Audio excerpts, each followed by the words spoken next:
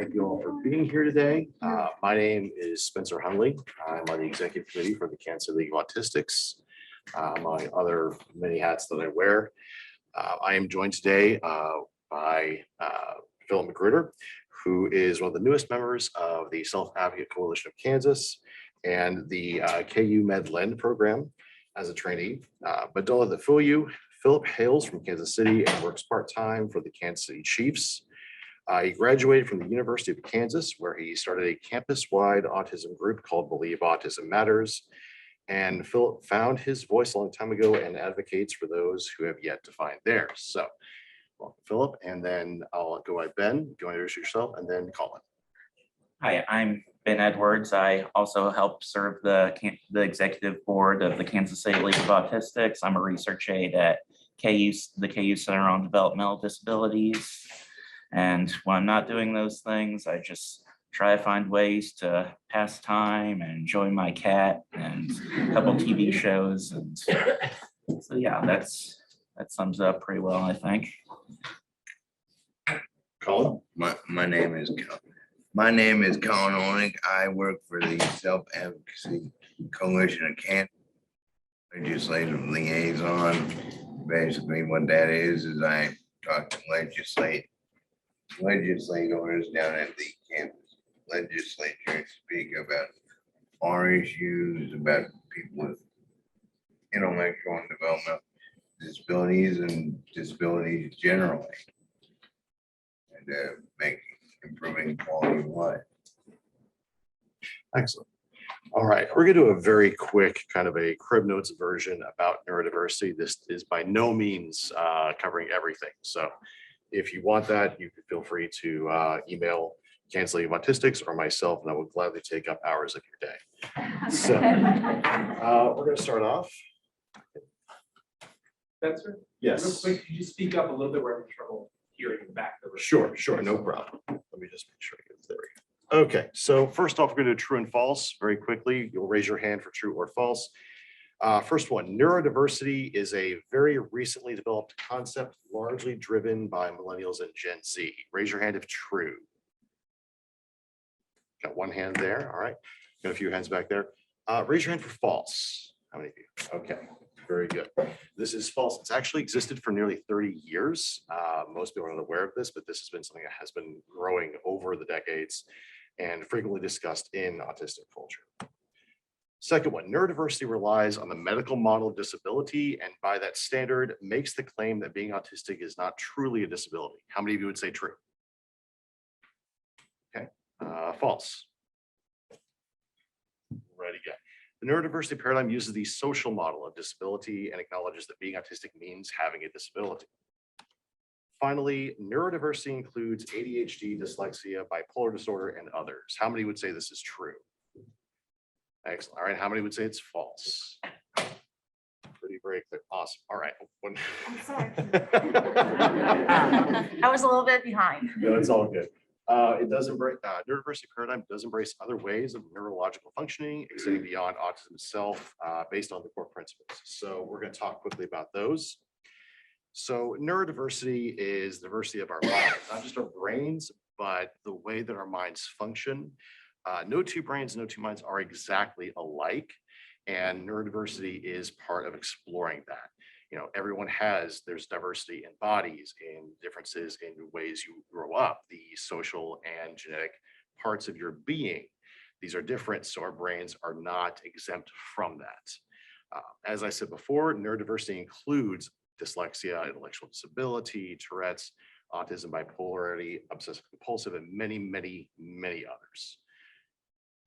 So, very brief history. The term neurodiversity was coined by Judy Singer in 1998. She is an autistic sociologist. That very same year, come on in, it was mentioned in an article by Harvey Bloom for The Atlantic. So this is not a term that's been new. It's just gained a lot more notoriety in, I would say, the past 5 to 10 years. So autistics and neurodivergent individuals have always been part of human existence. It's just a matter of discovery and a name or diagnostic name being applied to that.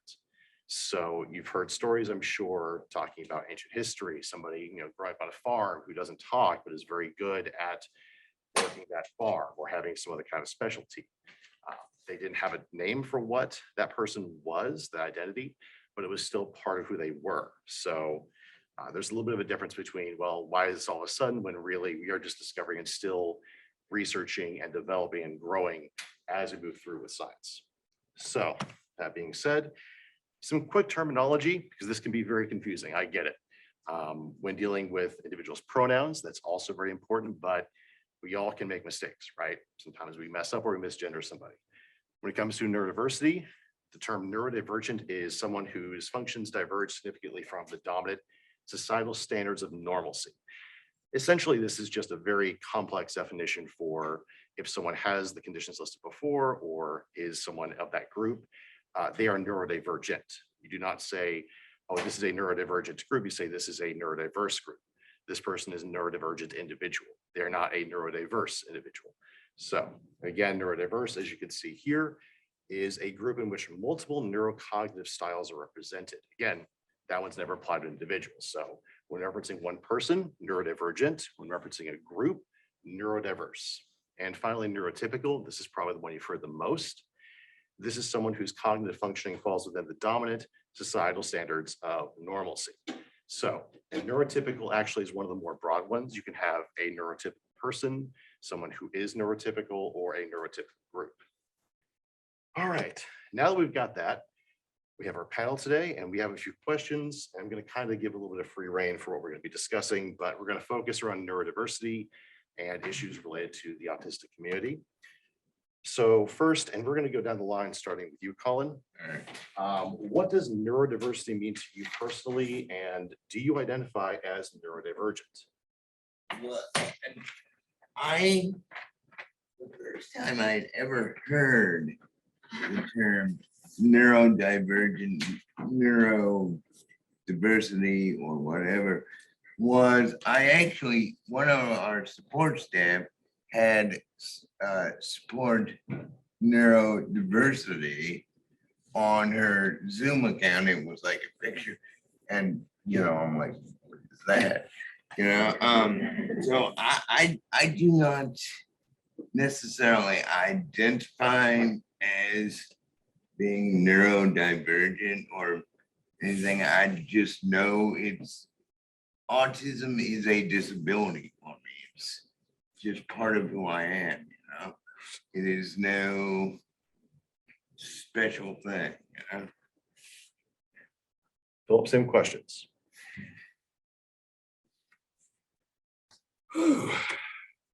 What does neurodiversity mean to me personally? I'm sorry, but for me as a Black man coming from Wyandotte County who grew up with autism since I was age 2, born in 1991, where at the time it was, labeled with the R word that I'm not going to say, especially it's offensive. To me, this word is new to me because I just grew up with knowing that term autism my whole life, and I've just been growing up trying to be accepted for who I am. Almost similar to like what Carlton once said on the episode of Fresh Prince, where he was being attacked because he wasn't too Black enough. And he said, Black is not who I'm trying to be, it's who I am. Just like autistic is not who I'm trying to be, or trying to act Black is not who I'm trying to be. It's both things that I am, and it's just part of who it is. Either you accept me for who I am or not. It's just that I'm unique in my own ways, and that's kind of how I look at it right now. I mean, I like to know further more about neurodivergency or neurodiversity, but those terms are just new to me, and I've always feel personally those words are just those new words that are thrown to kind of like not get to the root of the problem and just to cause more confusion. And I feel like we just got to get to the root of the problem and what I mean by root of the problem, understand the person with autism. None like what autism speaks is doing talking about there's a cure, there's no cure. That's just personal. So just a quick follow-up on that. I know that there is still persistent stereotypes and myths regarding autistics, and Ben, I'm going to go to you on this question, on these 2 questions next, but do you believe that there is a stigma and belief that certain races do not have autistics among them? Do you believe that there is a just belief that just straight white males are autistic and no one else? That's not that. It's that everybody has autism, but according, if you look at how the media has presented it, the media has presented it as majority of white males. And I've seen where I grew up from, there's a lot of kids in Wyandotte County, Kansas. And let's just be real, these are the ones who are going to be dead or in jail, especially when their messages don't get out there too. And it's not just the Black kids, it's also other kids, disenfranchised individuals, low income, and it also deals with the issue of socioeconomics. Folks who don't have the access to understanding this, places like SAC or the Lynn program, or individuals like Dr. Swindler or Stephanie Sanford, my mentor. So, I mean, that's what's part of the issue as well. Just there's no word out there except for those who had the access to it. That's all. Very disproportionate. Ben, same two questions here. What does it mean to you personally? And do you identify as neurodivergent? I do, to answer the first one, I do identify as neurodivergent because, well, honestly, I've been painfully made aware throughout my life, sometimes painfully, sometimes it's just something I can readily accept. In fact, I do readily accept it, that I am not neurotypical. I am someone I can just name several separate instances where I have not looked a person in the eye or where I have rocked my body back and forth. I do not think I could ever pass to myself as a neurotypical. Now that I know what neurotypical means, now that I know several other ways of being other than neurotypical. And to me, neurodiversity, it kind of means, well, it means viewing a lot of these things through the lenses of diversity that we are still struggling, even in this day and age, maybe even especially in this day and age, to see other differences. But to me, neurodiversity is also every neurotype is like a team player. Without one, it doesn't function the same. Without one, and I think this applies to multiple other differences. If I were to take away dyslexia from the entire human race, or if I were to do that with OCD, it would just stop growing. We would just stop growing as a species. There would be no improvements in things like philosophy, medicine, technology, so many other things that we take for granted today. That's just my take on the issue, yeah. I'm going to skip over to some more solid questions here. So let's go with this one. When it comes to employment, what are some of the biggest obstacles autistics and other neurodiverse groups face? Colin, I'll have you start. Well, what do they face? I'd say just an understanding of what autism or having autism is and what it does. Now, funny you asked it. I was in probably the most social job you could be in before working at SAC. I worked at a movie theater and took tickets. So I was interacting with the public all the time. By the time I was in that job, I was older, and it was when I was younger, you could tell I had social problems and school and such. But I mean, just the social aspect, picking up on those cues that, people have and other things, and it's like making sure the job fits you too. I mean, because like if you're in anyone that is in a job they don't like is not gonna do well in that. I mean, but to be autistic and not have it fit like a glove to you is going to be even more difficult. And so just it's finding a job that one you like and one where you can deal with the social interaction, stuff like that. Phillip, what is you actually have a more prominent job that we talked about in your bio. I imagine you have more, a very unique perspective on that. So same question. Well, I can answer that by showing you my journey, how my journey got to those things. So, all right. So back then I was at University of Kansas, going in my last year at KU. It was difficult for me to find a job. And first of all, I thought, was it because people don't think that I have a disability, or is it because of my disability? It's a lot of those things. It also starts with the individual, and also whatever position you're looking for from any job. That could be working at Walgreens, that could be stock shelving for anybody or anything like that. And those jobs wouldn't even accept me. So part of the job with the Chiefs, for example, yes, everybody, I work with the Chiefs, and yes, I have my own Super Bowl. So anyway, right, that's not too much of the subject here, but anyway, how did I get there? Well, first of all, it was one of my dreams to always be part of the organization, to be part of it, because that was always my dream. And also I didn't let go of my dream, either that was playing or even working wherever position in the organization, I'm there. So that's what it was, is just sticking to your dream and don't let nobody try to tell you that you can't do anything different. But I think the difficulty is, like me, for the individual, like how they will accept you. Also, is the working environment good for you? And also, the thing I think that might be the biggest obstacle is for like for example, can you work at the pace that the job is asking for and all that? And I mean, I feel like that's always going to be that difficulty that individuals on the autism spectrum or any other IDD or developmental disability was going to go through, because it's about how society accepts them, and it's not on them. I think it's society who is the problem for creating that situation, and they should be helpful. And I bet you those individuals who make it hard for those individuals on the spectrum have individuals who are on the spectrum themselves. Talk a little bit about getting across, like, would they actually believe that you had a disability? I just want to follow up a lot on that. Do you find that you get kind of questioned a little bit if and or when you disclose in a job environment? I think it's almost like they ask you that because you kind of sense that there's doubts on their end, like, can we trust this guy to really get it done? And I feel like that could be like a sign of discrimination. It's almost similar to the same discrimination that Black folks had to go through back in the 60s, like, just to be accepted. It's like, we just want to be accepted. We're just a human being, and almost the same thing. We use the bathroom like everybody else. We do the same thing.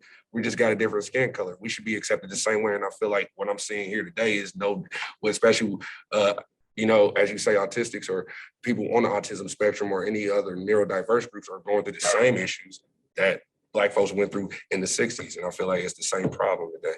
That's just me. A lot of intersectionality there with just for paving over the same ground, basically. Yes. Gotcha. Ben, same question. I think sometimes for me, it's just a matter of, I have a job that I honestly love. I honestly think I am where I'm supposed to be in my career, but I do also think that I can see how some autistics would react in certain situations.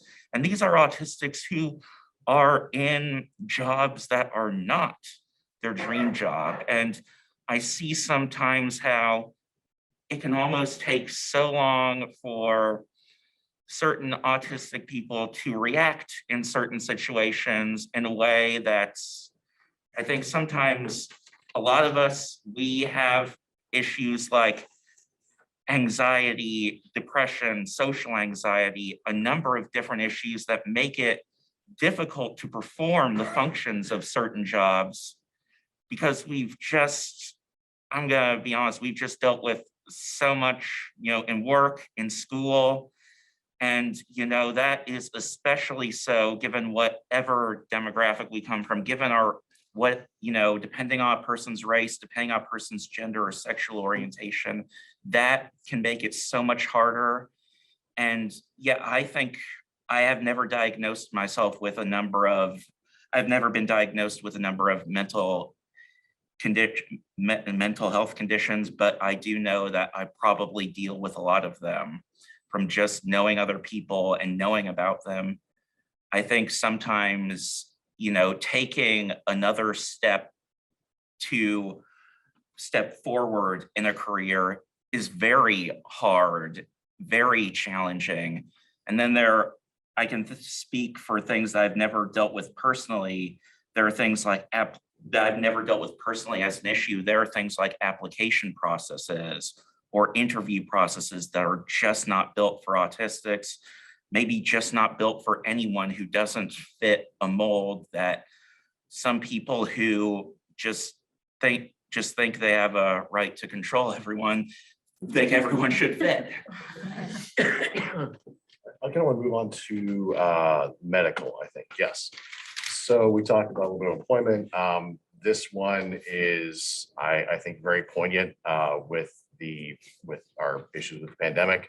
What is one thing medical providers could do differently to ensure accessibility and accommodations for neurodivergent patients? Colin, we'll start with you. Well, I mean, one of the things we do is plain language. I mean, making sure that medical providers are able to tell patients with autism about their procedure or what's going on with themselves in a way that they can understand it. I mean, to keep it at a level of medical jargon is not really going to help anybody.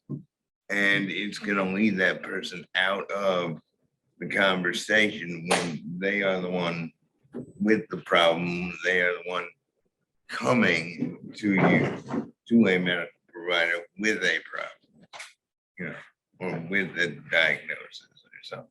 Have you encountered a lot of, I mean, how many places have you actually encountered that? I mean, utilize plain language.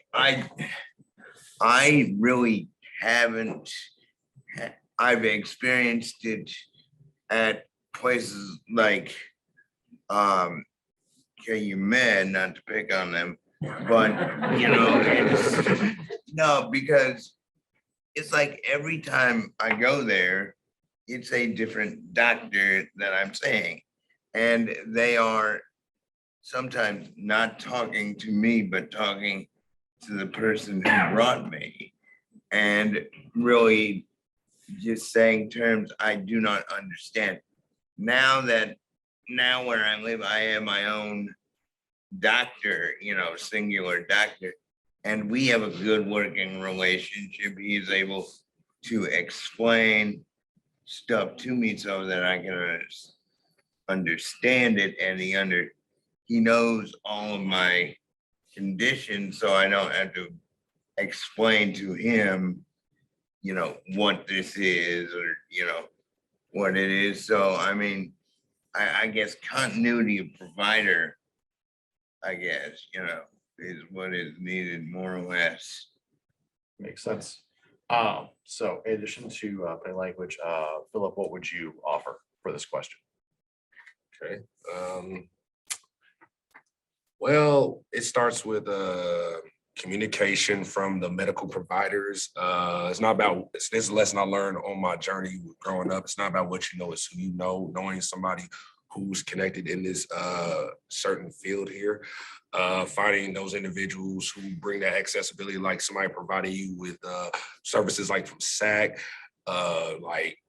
or somebody like Lynn, like I mentioned before and earlier, that it starts with the individuals in that community who have access to the information either through the internet or it like internet, newspaper, or flyers all over campus. I mean, I feel like that's the best way, in my personal opinion.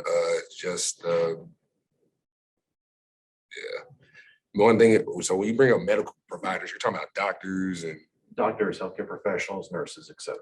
Okay, yeah, like I feel like that they should be more understanding of the individual, with the individuals on the spectrum, understand them. Don't just look at them as just another, let's say, another autistic person, another person with ADHD. Like when I look at Colin here, I don't look at Colin as just somebody with a disability. I look at him like a brother. I look like when I went to DC last week, I thought about his experiences and saw photos of him being in DC. And I thought to myself, my experiences in Washington, DC are just like his experiences. And I feel like that's what we need to do. I feel like it starts with the image up here, what perception that we've had of like people with disabilities. And like, I feel like, for example, like Ben or myself and Colin, I feel like everybody should love us for who we are and accept us for who we are. And just, like, and like try to provide like this stuff for us so we can live a better quality of life. Because for example, after what I say here today, like I can still go home and still be a representative for autism, but I can still have a target on my back because of my skin color. That's something I always got to remember at the end of the day, because that's something that my mama still talks about, even if I'm not still at her house. So that's just something. It's not a laughing matter. It's a real thing. Seriously. Just last year, I almost got a gun pulled out on me by the Kansas police as a result of the George Floyd situation. And somebody called the police for some weird reason in my neighborhood, and they came to our house. As soon as I stepped out of the door, police officers, like 4 patrol cars pull up. There he is. I'm shaking, and I'm thinking in them seconds, this is the last time I'm gonna be here.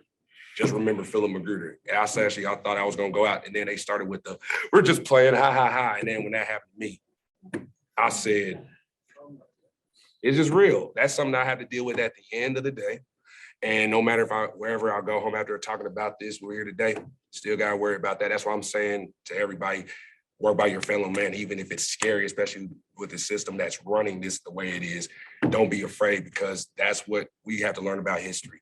And those folks who fought for what they believe in the history were my inspiration behind what I'm doing today. And, that's just that right there. We can do a follow-up on that one, because I don't have a slide for this one. I had to keep away certain questions, but I think you bring up an extremely, very, very valid point. Do you, and this is kind of a question regarding that incident, do you believe if law enforcement, if the police that showed up at your door and just harassed you, if they had known you were autistic, do you think that would have mattered in their actions? No. Gotta understand the history of the police. So them not having any kind of record of that would not have mattered how they would have treated you. It would have just been the same thing. It's very, very, very important. I'm going to go back and have Ben answer this question. Same question with the medical providers.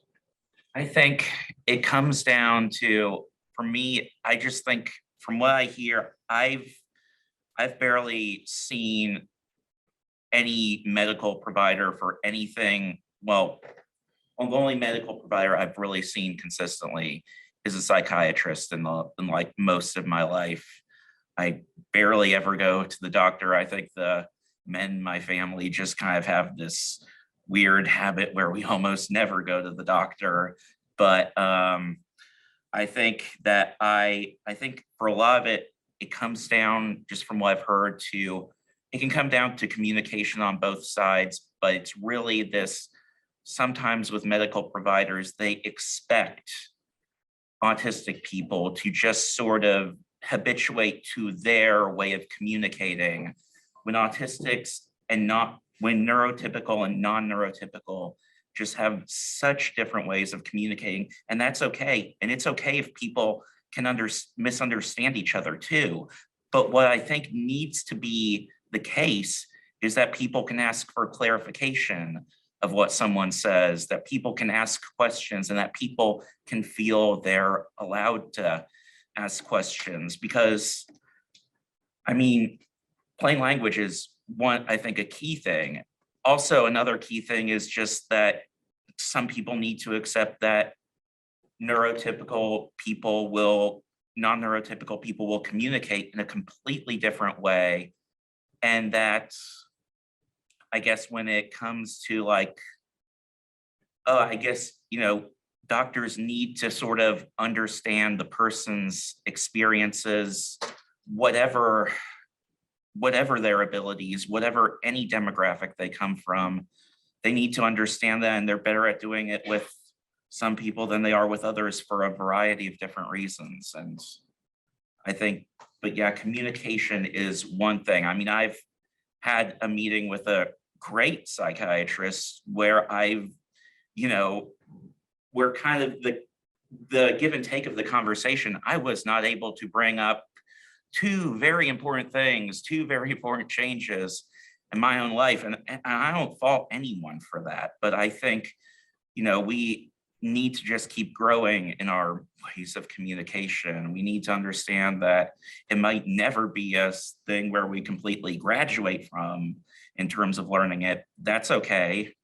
But if we keep learning, then I can take a lot of the, I mean, if both people can keep learning, that's great. You know, people on both sides keep learning, that's great. But we still need to just acknowledge how much we have to go in understanding that neurotypical and neurodivergent almost sometimes speak different languages, but have the same concept that languages express and might express them differently.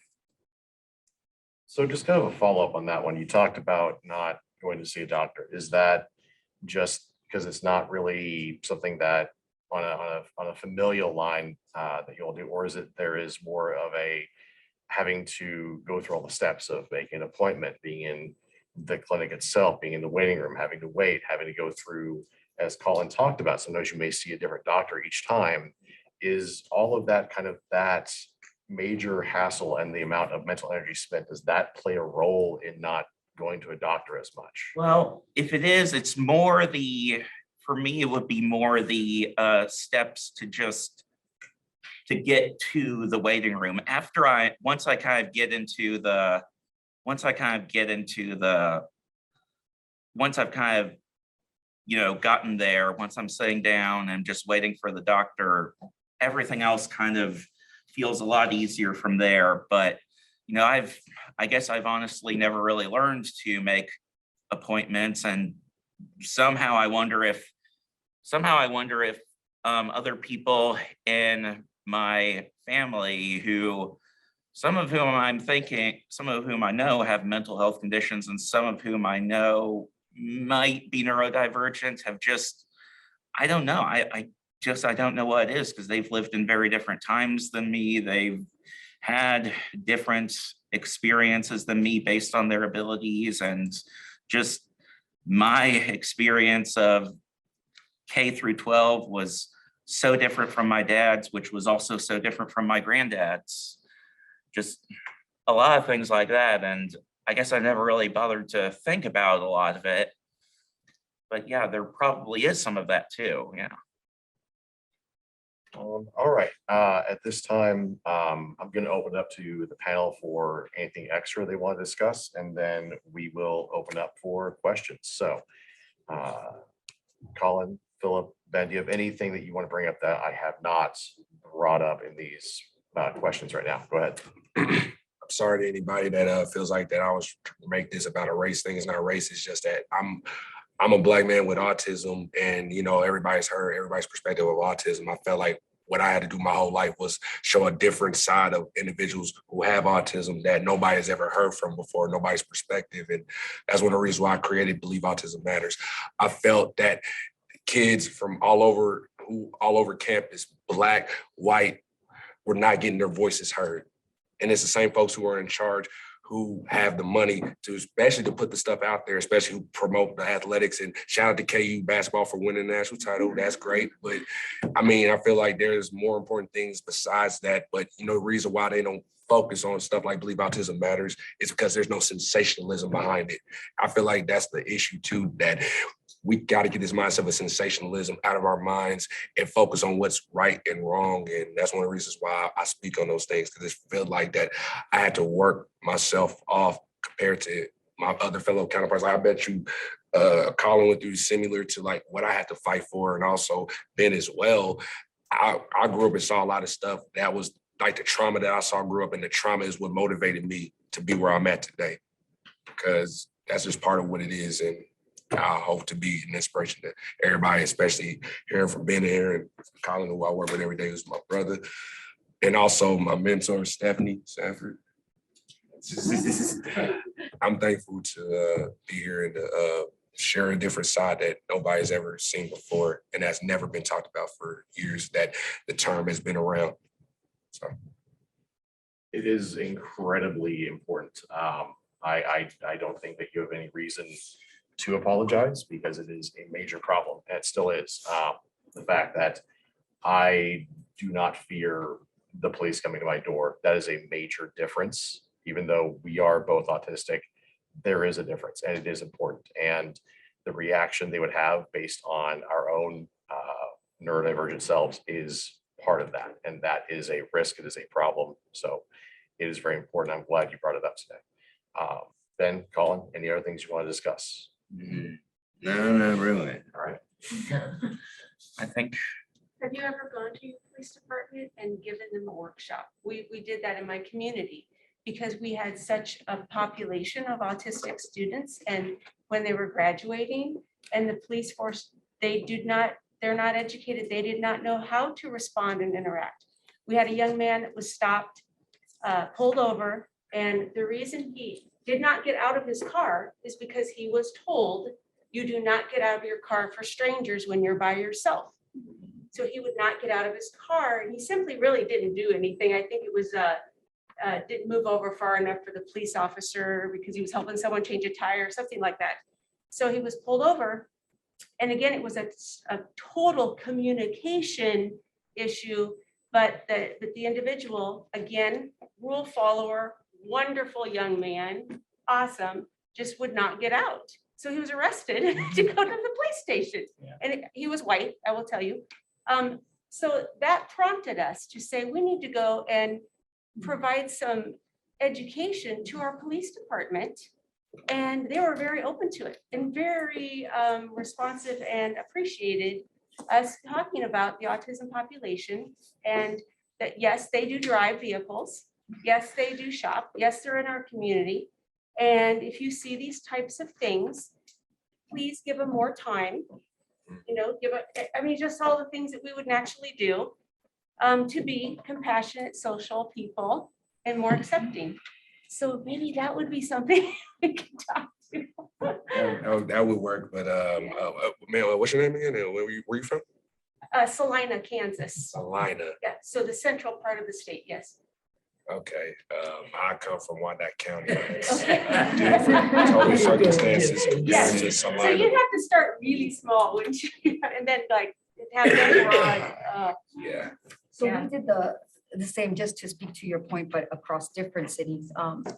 We have an early intervention clinic, but also residential and crisis homes with individuals with developmental disabilities that exhibit severe challenging behavior. So our fear is always that unfortunately you could have a disability, but if you physically look Yes.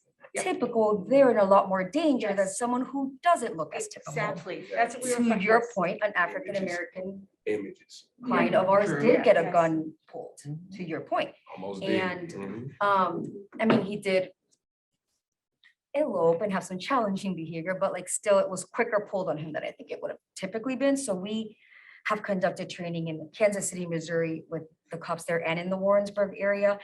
And they have been more receptive than I ever thought, and have even come and attended professional crisis management courses on how to safely manage the challenging behavior, how to communicate with individuals with developmental disabilities. And they even approached us to help us identify where are these homes that you guys have, because we have so many residential homes, so that we can put them in a system so that if anybody calls for something happening, an alert pops up saying they have this disability, this is how you act with them. And I thought that that was a fantastic resource. So I can't even imagine, to her point, the difference it would make if it was coming directly from you. It's worth a shot. I appreciate your insight. Mhm. Question in the back? I have an example of a medical situation that I think would be helpful, but before I offer that, my question is more about that communication exchange. I'm a librarian, and one of the kind of bodies of research that has influenced a lot of our practice has been a questioning communication. So especially when you're at a reference desk and a student comes up, there's a dialogue that has to happen so that you truly understand what that student is asking and trying to get at. And I can see that being very important in a conversation with neurodiverse people. So I wonder if anyone is in the field of that research that resonates with that kind of a topic. What's the body of research that's focusing on that dialogue when it's so clear that for autism, that's a clear social communication is one of the markers. So is there any body of research that's looking at that dialogue aspect? It's There is some research, but it is very, I would say, it's not really explored too much. There seems to be kind of a perspective on that changes to, well, what can we do to have autistic and other neurodivergent individuals conform to what we believe is the dominant paradigm. The fact that speech is used as a measure of intelligence, that if you can speak, well, then you clearly are, you are this level, that you're high functioning, you are able to, if you're able to hold a job and able to drive and other things, well, then clearly you don't have any problems. This was, and sorry to kind of answer this question first, but my own father was diagnosed at the age of 68.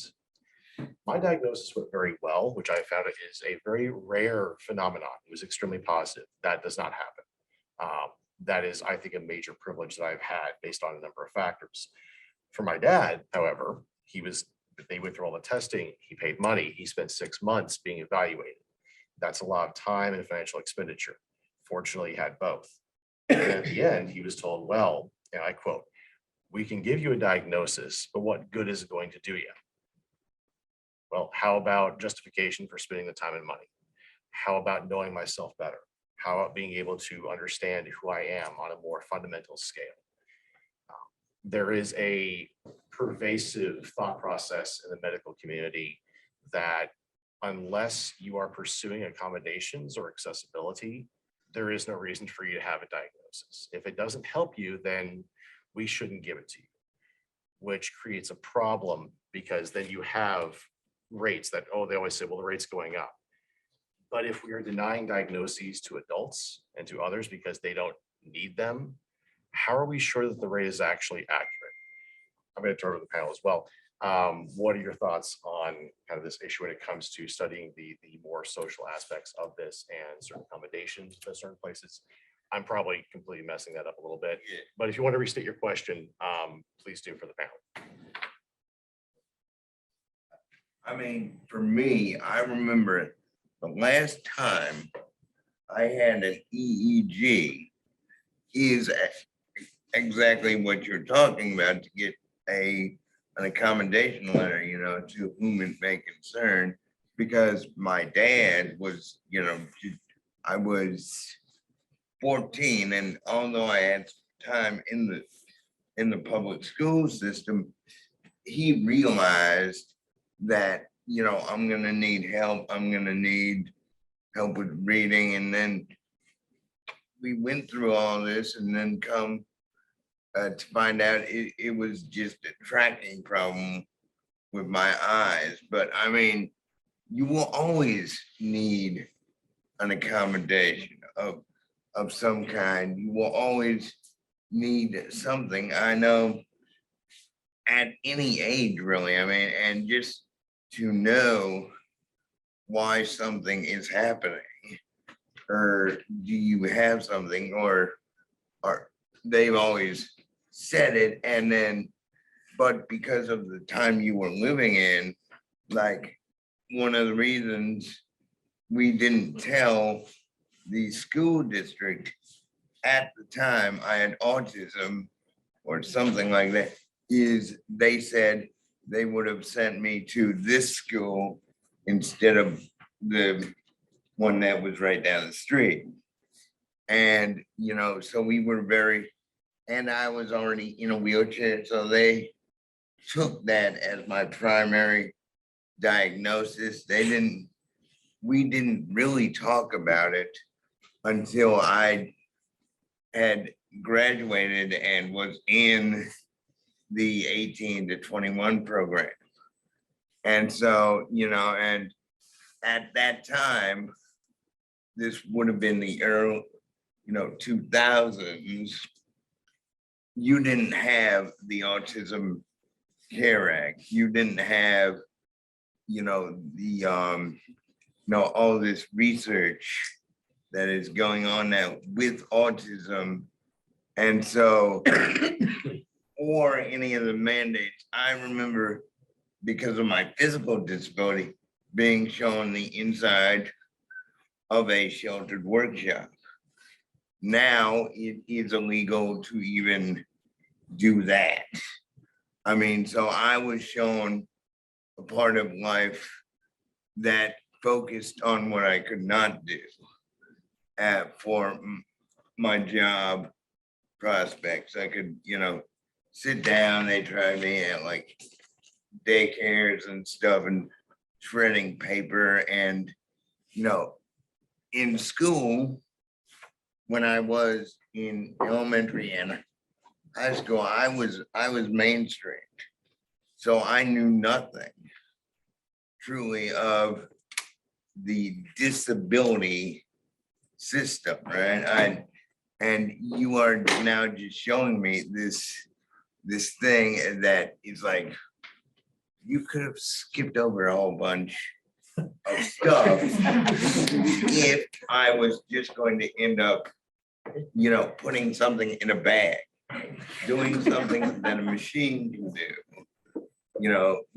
and me getting paid 25 cents a piece for each complete, so it's like, there is always going to be a need, whatever age you are, to get these diagnoses. You can, I mean, whether it's just a no or for an accommodation, there is always justification for these things. I mean, it might cost you money to get a diagnosis that, they wouldn't give you way back when, but it's always important to do that. Any questions? Always we'll add one question over here, and that's going to be it for the night. I'm thinking about just your school experience, like pre-college school experience. Yeah. Would one or all of you be willing to share how teachers impacted you in school, positive or negative? I would say the one teacher was my mother. My mother's been a school teacher for 35 years in Kansas School District in Kansas City, Missouri. She retired in 2011. She was my first teacher when they first diagnosed me. She made sure, along with my father, who isn't here no more, passed away in 2015, God rest his soul. They both taught me how to spell my name, because my name is Phillip. I thought it was spelled F, I, whatever, but they said, no, it's PHI. No one had to learn those little things. Those are those little things that my parents taught me in order so I won't feel left behind despite my limitations and everything else like that. Also look for the help that will help me, because, my parents had the mindset of having that, I'm not going to be here long enough, probably, especially my father back then, especially fight for my SSI today, especially to provide a living today. And also teachers from my high school, Miss Rita Burkholder was one of my inspirations. Finding those teachers that really care about you and accept you, like I said, once again, for who you are. Make sure that they are by your side and work with you, because if you find those people, I think that's what really help, especially somebody who understands you, understands how you work and how you function. That's one of the things that helped me out. Like I had IEPs when I was in high school, and also IEPs when I was at KU. Whatever you got to do, and also like Colin said, if you feel like you have a big diagnosis or anything like that, don't be afraid and just get tested. We're in a time today where we're talking about acceptance, no matter what background or orientation or whatever you are. Today's the time where acceptance is the thing. We should be accepting one another for who we are and be happy with who we are. Like my mom always told me, because it's the Virgo in me. Virgo's are always about being perfect. She always said, don't try to be perfect, strive to be happy. What about you? Well, I really think about what's really had maybe before, well, while I was in elementary school, I definitely had one teacher who really shaped future interests I had. I kind of got into geography, particularly maps and things like that when I was in her class. And she wasn't, I wouldn't necessarily say, she was necessarily trained to work with autistic people, but she definitely, I think, was like one person she was definitely one person in a sea of very different people who would do whatever she thought would help for me. And then, kind of towards the end of 6th grade, and up until the end of high school, I felt like I had teachers who taught me so many things that I still try to live by throughout my life. I try, when I can, to think less in terms of, I try to think in terms less of emotions, which I find is just sometimes impossible to do. But, I do try to take a step back sometime and let the logical side of my brain just try to figure out something. They also taught me to do things like speak up when something is wrong, use your voice. That is something I felt like I failed to do that on a number of occasions where I wish I had. But, sometimes I've tried to make my own voice heard make objection to things, whether it's in politics that are way bigger than I am right now, or whether it's in a simple, interpersonal situation. I try to sort of do what I can to just kind of change the situation a little bit. They taught me, and there was one teacher who I think really taught me about writing papers, writing anything, and taught me about writing clearly, who I think about how much that changed me. And I think about how my middle school and high school experiences definitely shaped for the better whatever activism I do in the disabled community, for better or worse. I think I very much take it back to that. What were the traits, if you don't mind? Like you said, that teacher that you had in geography, you just connected with her. So if you're speaking to teachers, what did you like about that? How it was taught, or how she interacted with you? Well, I remember, when I was, she would, she was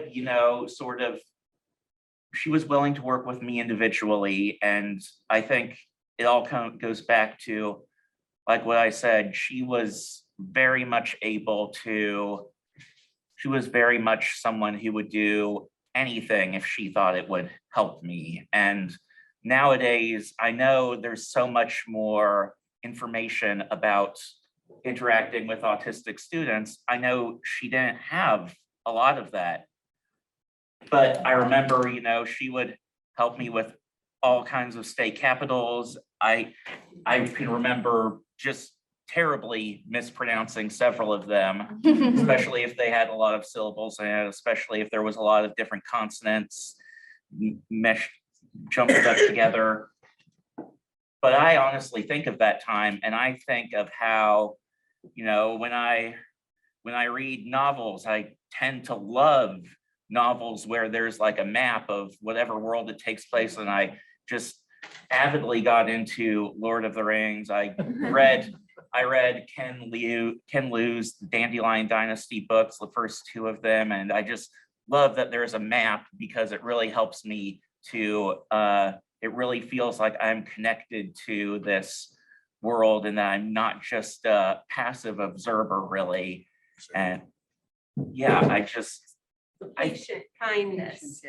patience, I think those are just helpful no matter who you're dealing with. And I think, I think before too long, I think of all the patience I've shown neurotypical people, and I can't call anyone out specifically. It's just some people, it's more of a truth than others. It's yeah. With that, we are actually out of time. That's the way I But feel if you have about any this questions one. or anything, Really? you can reach out to Canceling Autistics. We have an email up there, also on Facebook. So with that, we're gonna let you all go. There's other sessions. Thank you all for being here. I really do appreciate it.